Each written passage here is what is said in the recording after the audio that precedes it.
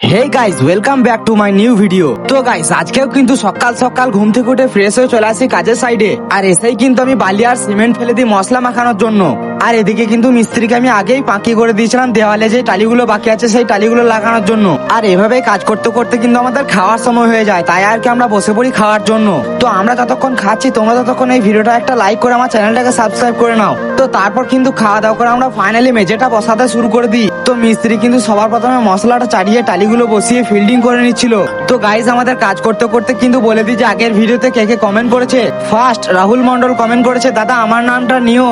তো দেখো ভাই, তোমার নামটা নিলাম। সেকেন্ড গোপাল আকুরে কমেন্ট করেছে, দাদা আমার ভিডিওতে লাইক নেই। তো দেখো ভাই, তোমাকে বলছি তোমার অ্যাকাউন্টটা কিন্তু প্রাইভেট আছে, ওটাকে পাবলিক করে দাও। থার্ড আমার একটা বোন কমেন্ট করেছে যার আইডির নাম হচ্ছে জুয়েলিনা, বলেছে দাদা আমার নামটাও নিস রে। তো দেখ বোন, তোর নামটাও কিন্তু নিয়েছি।